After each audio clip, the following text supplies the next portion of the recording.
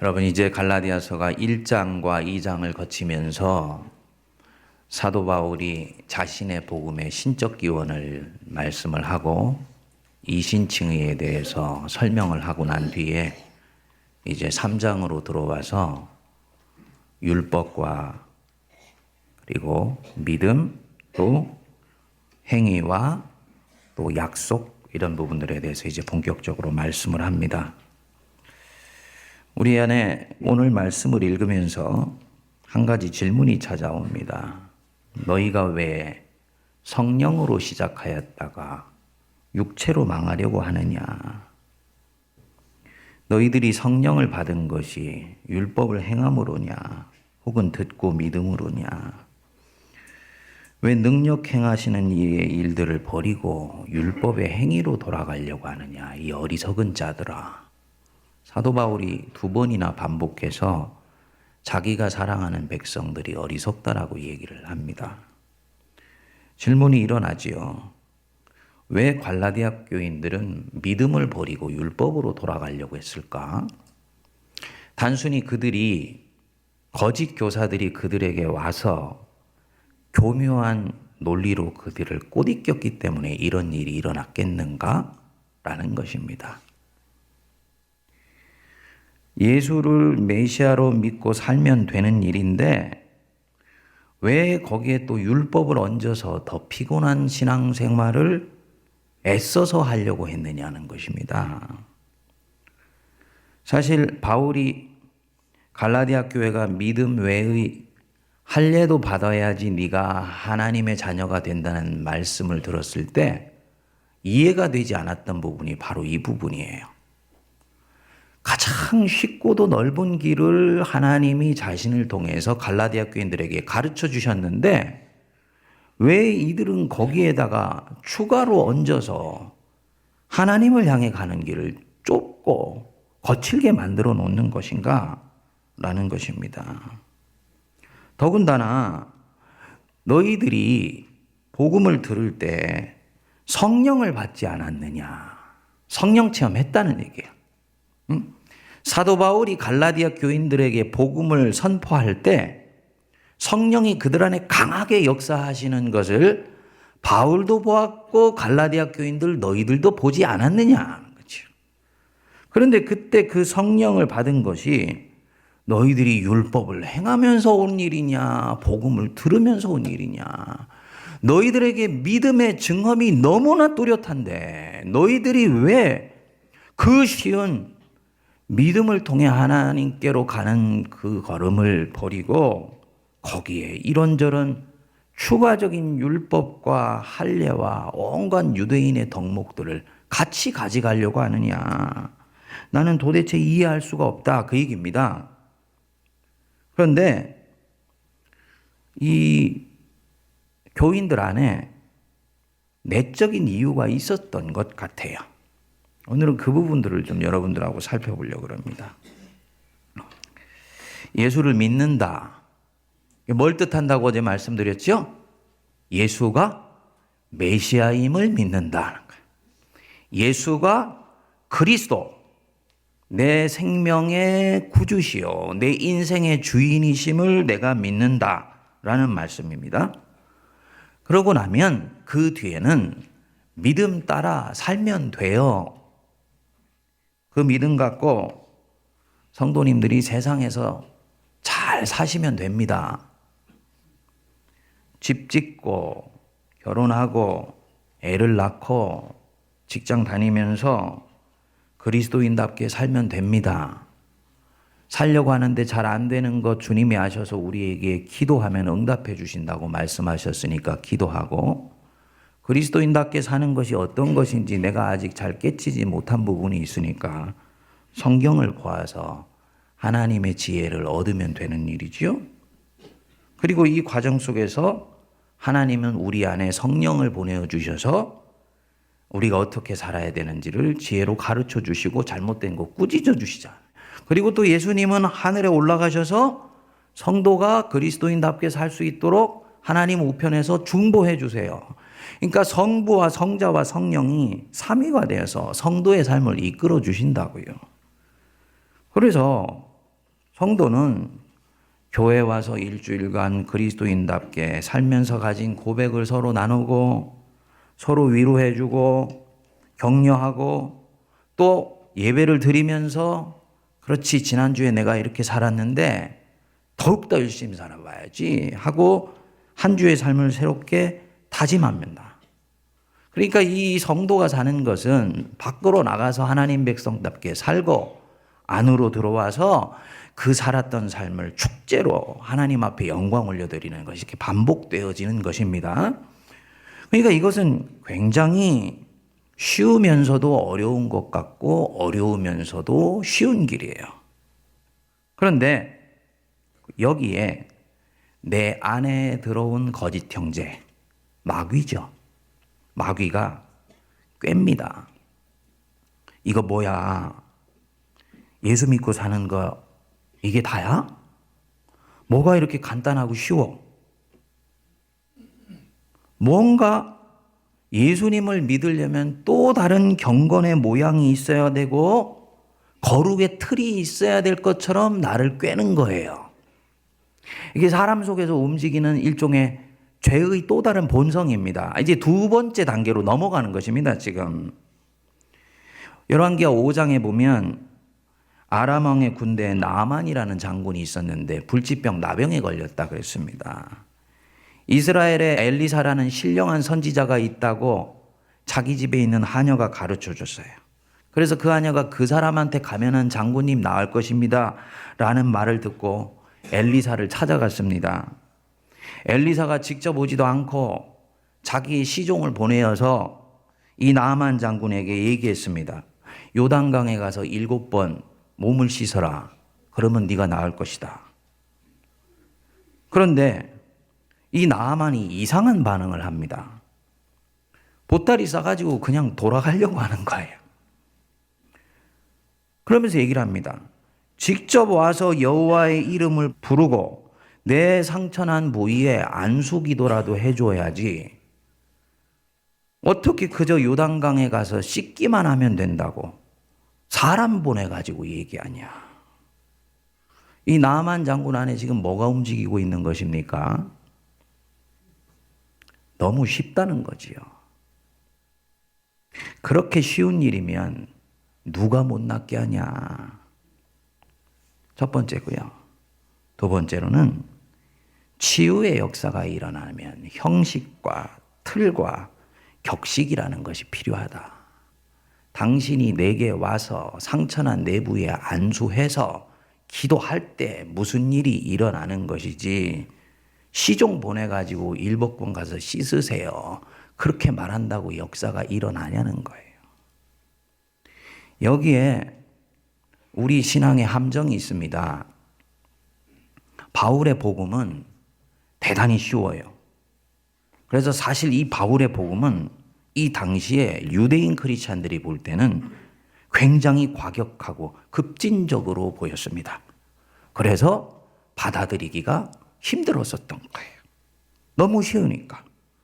그리고 어찌 보면 듣고 믿어서 살면 되는 일이라고 얘기를 하니까 형식도 없는 것 같고 격식도 없는 것 같고 모양도 없어 보이는 거예요. 다시 말하면 경건하지도 않고 거룩하지도 않아 보이는 것입니다.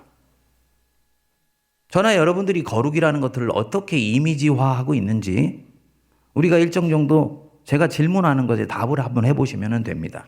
여러분, 제가 이렇게 양복을 말쑥하게 차려입고 여러분들 앞에 설교할 때와 제가 주일날 가운을 딱 입고 올라가서 설교할 때 어떤 것이 더 거룩해 보이나요? 가운을 입고 설교할 때. 그렇죠. 가운을 입고. 목사님, 저한테는 똑같은데요? 그분은 바울 계열이에요. 근데 우리가 가운을 입고 설교를 들을 때 그 설교가 더 권위 있어 보이고 더 거룩해 보입니다. 이미 우리 안에 말씀을 전하는데 격식과 모양과 틀이 갖춰져 있어야 된다고 보는 거죠. 격식과 모양과 틀이 필요합니다. 그런데 그 격식이 속에 전달되는 내용까지도 잡아먹게 하면 안 돼요. 요게 문제인 거예요. 요게. 경건하고 거룩하다라는 것이 형식과 틀을 갖췄을 때 반드시 경건하고 거룩하다라고 생각하는 바로 이 순간이 2단계로 넘어가는 거예요. 신앙의 함정의 1단계, 즉 예수를 믿고 난 다음에 다음 단계로 넘어가는 것입니다. 할례를 받으면 그냥 할례를 받겠습니까? 여기에 의식이나 틀이 당연히 들어가지요. 그러면서 뭔가 더 거룩해 보이고 무엇인가가 더 경건해 보이는 것입니다. 그리고 이 순간이 신앙이 종교로 변질되는 순간입니다. 성도님들 부담스러우실 수 있어요. 지금 이 말씀을 듣는 것이. 그런데 진리는 여러분들을 항상 행복하게 해주지만은 않습니다. 진리의 목적은 나를 자유케 해주는 거예요. 진리를 알지니 진리가 너희를 자유케 하리라. 근데 내가 자유로워지는 이 과정은 내가 지극히 익숙해져 있지만 사실은 내 영혼이 질식되어 있는 상태로부터 자유케 되기 때문에 당분간의 불편함이 내게 찾아올 수 있습니다. 그 불편함이라는 것은 저건 이때까지 내가 살았던 방식, 내가 생각했던 신앙과는 다른 패턴의 것을 말하는 것인데 라고 생각할 때 여러분들에게 불편함이 찾아와요. 그리고 그 불편함은 내 영혼의 진실을 말해주는 것입니다. 그래서 저는 다시 여러분들로 하여금 이상학 목사가 지금 얘기하는 것으로 들어가지 마시고 사도 바울 안으로 들어가십시오. 바울이 무엇을 붙들고 갈라디아 교인들에게 치열하게 몸부림쳤는지, 바울이 왜 갈라디아 교인들이 할례 받고 유대인의 모세 계명을 지키는 것들에 대해서 그토록 심각하게 생각하는지, 교회 생사가 거기에 달려있다고 보았는지. 왜입니까? 이들이 또다시 경건의 모양에 관심을 가지면서 경건의 능력을 주시는 예수 그리스도를 놓치게 되었다라는 것입니다. 이런 이 사람의 마음속에 움직이는 이 과정을 누가 주도하느냐? 내 안에 가만히 들어와 있는 원수가 주도해요. 내 안에 들어있는 원수가. 그래서 성도님들이 원수의 책략을 잘 아셔야 됩니다. 그는 끊임없이 내 시야에서 하나님을 놓치게 만들고 성도들로 하여금 하나님을 놓치고 다른 것에 관심 가지면서 살아가도록 만듭니다. 게으른 사람은 그냥 놔두면 돼요. 저절로 영이 말라집니다. 근데 아무리 게으르게 만들려고 해도 이 사람은 게으르게 만들 수 없다라는 것을 원수가 탁 판단했을 때는 그 다음에 2단계로 넘어가게 됩니다. 그게 갈라디아 교인들의 단계예요. 갈라디아 교인들은 게으른 사람들이 아니에요. 열심히 있는 사람들이기 때문에 믿음 외에도 또 뭔가를 하려고 했던 것이지요. 이때 이제 이 원수가 2단계 수법을 쓰는데 그 수법이 뭐냐면 성도가 가지고 있는 열심을 다른 데로 돌려서 거기에 신경 쓰고 거기에 집중하느라고 하나님을 놓쳐버리게 만드는 것입니다. 다시 말씀드려서 하나님을 향해서 살지 않고 다른 것을 향해서 살도록 만드는 거예요.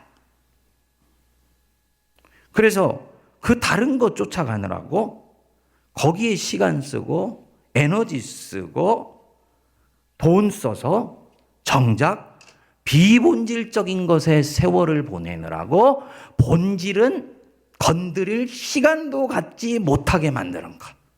이게 원수가 쓰는 두 번째 단계 책략입니다. 그래서 결국은 이 사람은 성령의 인도하심에 민감하지 못하게 되죠. 우리가 아까 찬양을 하나 불렀지 않습니까? 빈들의 마른 품 같이. 저는 그 찬송을 부르는데 그게 4절까지 되어 있잖아요. 성도님들이 굉장히 이 찬송 속에 본인의 영을 이렇게 집어넣어서 부르는 걸 제가 느꼈어요. 딱 부르고 났는데 제 속에 마음이 하나 딱 떠오르더라고요. 3, 4절 한 번 더 부르면 좋겠다. 여러분들 안 느끼셨어요? 이거 한 번만 부르고 끝나는 게 아까운 것 같아. 한 번 더 부르면 좋겠다. 그게 내 안에 있는 영이 성령님의 인도하심 속에서 발산하는 것이라면 그건 순종하는 게 맞는 거예요. 맞지요? 그런데 우리는 어떻게 합니까? 찬송가는 지금 1절부터 4절까지 돼 있으니까 4절까지 부르고 끝나야지. 그리고 덮는 거야.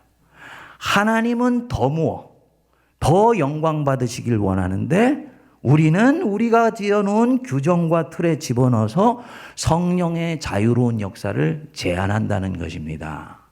이것이 율법주의와 격식주의의 안타까움이고 한계예요. 목회에서도 저는 중요한 목회적인 기준을 가지고 있습니다. 목회는 철길이 아니고 백길이더라고요. 목회, 목양이라는 것이 성도들에게 하나님의 성령의 역사를 온전하게 꽃피우게 만들고 이들의 영이 하나님 안에서 완전히 만개하여서 열매를 맺게 만드는 과정이라면, 목양은 성도들 속에 하나님의 성령의 역사가 자유롭게 임할 수 있도록 통로를 만들고 공간을 만드는 일이 목회의 핵심입니다. 그러니까 이 목회는 대단히 성령의 움직임에 민감해야 돼요. 그런데 성령은 자유의 영이에요. 고린도서 3장 17절에 보면은 주는 영이시니 주의 영이 계신 곳에는 무엇이 있느니라? 자유함이 있느냐. 성령이 역사하시는 증거가 뭐냐? 한 사람에게도 공동체 안에도 자유함이 있어요. 이 방종과 다른 것입니다. 자유함이 있어요. 그래서 자기 자신을 아주 겸손하면서도 자유롭게 표현하고 자기 자신을 표현하는 만큼이나 다른 사람의 표현에서도 너그럽고 관대하게 받아들이면서 그 자유함 속에서 인격적인 교제가 만들어지는 것이 성령의 공간이고 교회라는 곳입니다. 그러니까 이 목양을 잘 하려면 철길이 되면 안 돼요. 철길이란 거는 이미 정해진 경로가 있는 것입니다. 거기만 벗어나면 이 차가 탈선하는 거예요. 무슨 일이 있어도 빈들의 마른 풀 같이는 4절까지만 해야 돼. 철길이에요. 우리 부목사님들이 요즘 저한테 이 부분에 도전을 받기 이제 시작하는데, 무슨 얘기냐? 목회는 백길이야. 항해 목적지를 향해 가다 보면 광풍이 불어가지고 배가 흔들리는 상황도 오고, 그것을 막기 위해서 갑자기 자다 일어나가지고 막 배를 새롭게 방향을 돌리기도 하고, 그 광풍을 오히려 성령의 흐름으로 만들기 위해서 돛의 방향을 돌리기도 하면서 굉장히 다양한 변수에 그때그때 민감하게 반응하면서 공동체라는, 성도라는 하나님의 백성 공동체를 하나님 향해서 쭉 이끌어가는 거예요. 이게 목회고 목양입니다. 그렇기 때문에 여기에는 굉장히 자유의 스페이스가 항상 있어야 돼요. 그래서 저 같은 경우는 그 부분들을 활용을 합니다. 앞으로 여러분들하고도 활용을 할 거예요. 제가 사회를 보고 나올 때는 3절, 4절 다 모르겠습니다 하고 이렇게 가기도 할 거예요. 그리고 어떤 경우는요, 박수도 칠 겁니다. 여러분들이 시험이 들건 안 들건. 왜냐? 세모난 스타일은 박수를 안 치는 거래요. 근데 금요일 날 보니까 박수 치시더라고요. 왜 그럴까요, 여러분?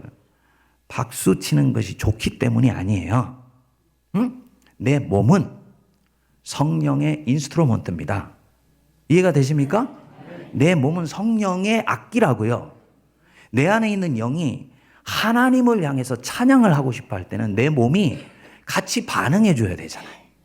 그런데 내 영이 기뻐 날뛰는데 장로교회고 세문안교회니까 거룩해야지 하고 자기 몸을 죽이면 죄송하지만 그때 그의 영도 함께 움츠러들어요.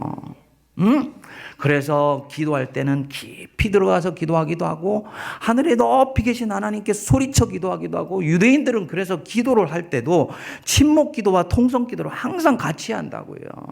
여러분, 안으로부터 썩어 문드러지는 사람이 어디에서 자기의 그 고통과 한을 뿜어낼 곳이 없는데 하늘에 계신 아버지께 와서 주여 하고 외치는 것이 그게 왜 죄가 됩니까? 당연히 교회는 성도의 아픔과 고통이 마음껏 뿜어질 수 있도록 성령의 공간을 만들어 줘야지요. 그런데 교회에 와서는 조용히만 기도해야 됩니다. 그거 누가 만든 건가요? 누가 만든 거예요, 그거? 하나님이 만드신 거예요? 아니에요. 이건 우리 교회가 만든 거예요, 교회가. 그때 만들 때는 그것이 옳았을 수 있습니다. 온 사방에 있는 사람들이 너무너무 시끄러우니까 이게 교회인지 무당집인지 알 수가 없을 정도로 그냥 시끄러우니까 시간이 지나니까 원래 의도와는 상관없이 교회는 너무 조용한 곳이 된 거예요. 그래서 유럽에서는 장로교회는 얼음집 옆에 있다 이런 얘기했어요. 장로교회는 가니까 너무너무나 냉랭한 거예요. 그들이 하나님을 향한 열심이 없는 것이 아닙니다. 그 열심이 경건의 모양과 경건의 틀 속에 갇혀서 주의 영의 자유로운 역사가 뿜어지지를 못하다라는 거지. 그리고 안타까운 것은 성도들이 또 그것을 자기의 진리로 진실로 받아들여요. 그러니까 이런 부분에 우리가 오래 노출되어 있으면 밖으로는 경건한데 안으로는 묶여 있습니다. 밖으로는 온유한데 안으로는 끊임없이 다른 사람을 정죄하고 판단합니다. 술 먹고 담배 피고 흥청망청 사는 사람은 자기가 시원찮고 엉망진창으로 살기 때문에 인간의 죄악에 대해서 상당히 오히려 이해심이 있어요. 응? 사람이 사는 것이 다 그런 거지 하고 이렇게 넘어가 줍니다. 근데 우리가 이제 본격적으로 경건해지기 시작하면요. 술 먹는 사람은 상대도 안 하지요. 담배 피는 사람에 대해서는 저 거룩한 성전을 왜 굴뚝으로 만드냐고 판단하고 정죄하지요. 그러면서 자기도 모르게 자기의 마음 안에서 끊임없이 원수를 만들고 적을 만들고 자기 마음의 감옥 안에 갇히게 되는 거야. 이거는 예수 그리스도의 영의 역사가 아니에요, 여러분. 예수님은 죄인들과 함께 식사하셨잖아요. 그리고 바리새인들이 그게 못마땅해 했거든요. 어떻게 죄인들하고 같이 밥을 먹냐. 그렇죠? 그래서 사도 바울이 주의 영이 계신 곳에는 자유함이 있느니라. 이 말씀은 사도 바울이 그리스도의 영, 하나님의 영을 가장 정확하게 이해했기 때문에 나오는 그런 말씀이었던 것입니다. 사랑하는 여러분, 신앙에 자유함이 없으면 그것은 성령의 역사가 아닙니다. 여러분 자신을 너무 틀에 넣으려고 하지 마십시오. 여러분들 약한 것 하나님이 아세요. 응? 우리 열심히 살아보려고 하지만 때때로 내 마음대로 안 되는 건 하나님이 아세요. 내 자신에 대해서 과도하게 관대한 것은 나를 더욱더 멀리 주님으로부터 멀어지게 하지만 나를 정죄하고 내가 만들어 놓은 틀에 나를 묶어 넣어서 거기서 자기를 힘들게 하는 것은 그것은 성령의 뜻이 아니에요. 그때 오히려 내 자신 안으로 달려가서 손가락질하고 비난하고 판단하시지 마시고 우리 아버지께로 가세요. 아버지, 저 이것밖에 안 되는데 어떻게 합니까? 그럼 주님이 만져주신다고요. 이명수 목사님이 영락교회 목회를 하실 때 초반에 무척 힘드셨다고 고백을 하시더라고요. 이분이 막 교회 와가지고 이제 그 성도들 예배 드리고 나가는데 배웅을 한다고 서 있는데 권사님 한 분이 오시더니 목사님 손을 탁 붙들고 목사님, 한경직 목사님은 여기서 인사를 하셨습니다 하고 한경직 목사님이라고 말씀하니까 이분이 뭐 어떻게 하지도 못하고 주의 영이 있는 곳에는 자유함이 있어요. 한경직 목사님은 한경직 목사님 스타일대로 쓰시는 것이 있고 이명수 목사님은 이명수 목사님대로 쓰시는 스타일이 있고 이상학 목사는 이상학 목사로 쓰시는 스타일이 있는 거예요. 하나님은 각자의 개성과 칼라와 살아왔던 삶의 흔적을 통해서 역사를 하십니다. 설교자가 된다는 것은 그 사람이 독특하게 만났던 하나님을 성도에게 전하는 일이에요. 그리고 하나님은 그것을 통해서 성도들에게 주시는 축복이 있습니다. 그런데 지도자건 성도들이건 서로가 규격과 틀에 딱 넣어서 무엇인가를 만들려고 하기 시작하는 순간 그때부터 성령의 역사는 서서히 죽기 시작하고요. 교회 안에 능력이 없어지기 시작합니다. 여기 사도 바울이 바로 그 말씀하지 않습니까? 5절에 너희에게 성령을 주시고 너희 가운데서 무엇을 행하시느니? 능력을 행하시. 능력을 행. 교회 안에 복음의 능력이 있으려면 성령이 역사하는 공간이 만들어져야 되고 성도 안에 자기 안에 자유한 스페이스가 만들어져야지 됩니다. 거기서 능력이 나와요. 모든 것들을 틀에 넣고 규정에 넣으면 대단히 잘 갖춰져 있는 것 같지만 성령의 역사가 희연하게 일어나지를 않습니다. 장작더미가 활활 타오르기 위해서는 공기가 충분히 공급될 수 있도록 스페이스가 만들어져야 되는 것처럼 모든 것들이 규정과 틀에 의해서 조밀하게 만들어지는 것을 교회의 개혁이라고 생각하는 그런 교회들도 있는데 그거는 성령의 역사를 전혀 모르는 소치예요. 꼭 규정이나 틀은 제한된 범위 안에서 만들고 나머지의 부분은 하나님의 뜻이 어디 있을지를 끊임없이 물으면서 성경 속에서 가르쳐 주시는 원리를 따라서 찾아갈 때 그 교회의 능력이 드러나고 시대와 역사의 변화에 따라서 아주 유연하게 자기를 변화시키면서 복음의 능력을 강성하게 키워가는 교회가 됩니다. 그렇지 않으면 나중에는 규정이 율법이 되어서 성경보다도 높이 올라가요. 그러니까 모든 부분들이 성령님께서 역사하셔서 기도하면서 성도들에게 은혜가 들어오고 눈물이 터져 나오고 통곡하는 이런 회개하는 역사가 있기보다는 그 규정에 따라서 어떻게 하면 우리가 교회 안에서 잘 살까? 이것만이 관심이 되는 거죠. 결국 뭘 놓치게 됩니까? 하나님을 놓치게 되더라. 사랑하는 여러분, 이 부분에서 우리 세문안교회가 한국교회 선한 도전을 줄 수 있게 되기를 저는 기도합니다.